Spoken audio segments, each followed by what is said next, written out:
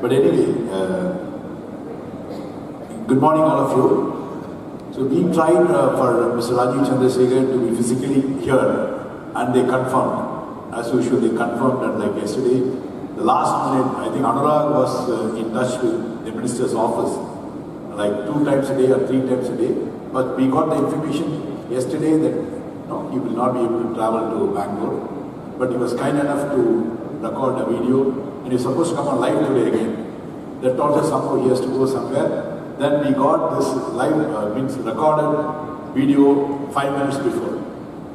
I think on time record, so we should thank Union Minister Rajiv Chandrasekhar. See, 2 things which he is doing very well for our community. The market and the semiconductor market is unfolding in India over the next 5 to 10 years. Our report is obviously ready. But as Honorable Minister could not travel today, we have put the release of the report on hold.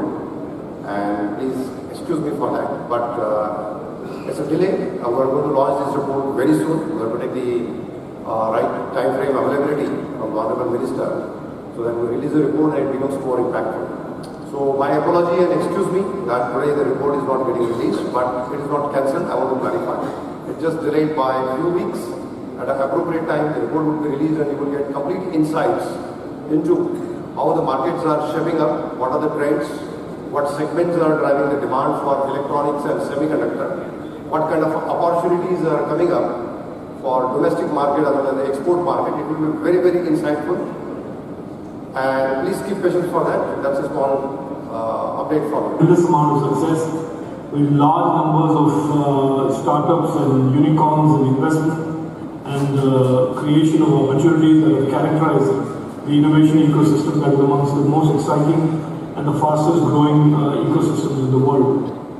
And as a logical expansion of that innovation ecosystem, the logical expansion or reimagining our ambitions as a nation, we have looked towards, our Prime Minister has created a framework and investment. Hi, good morning. This is Ashok Chandak. I am President of IESA. IESA is the premier trade body in India focusing on the electronics and semiconductor ecosystem development. So we had a 2 days event called a Vision Summit, which has been pretty interesting considering the theme, which is the design-led manufacturing, leveraging the semiconductor ecosystem.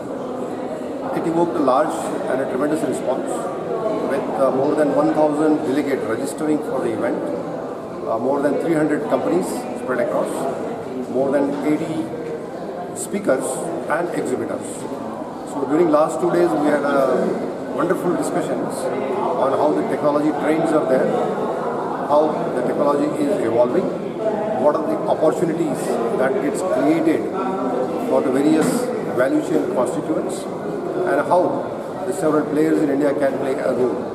And particularly what we are focusing now is more on the design-led value addition, because India has gone through the increase in the manufacturing activity, but the amount of value addition has been limited in the electronics and semiconductor.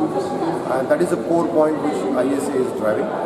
With the 2 days of deliberation and event, we came out with several topics, several recommendations. For example, we are proposing to the government that we need to have the academic research funded for semiconductor and electronics industry. We need to create more funding available for the startups and MSMEs. We need to create more large-scale product creations out of the country. And there are many more topics which to be dealt with. So India can prosper more considering the electronics market is going to be about $300 billion by 26-27. But large part of that would need additional funding requirement to create that design elements. The talent does exist, but currently those designs are used. The talent is using the design services model, while what we are requesting is a product creation model. So that's the 2 days of the event, where we had a participation from the central governments, the state governments of officials over there.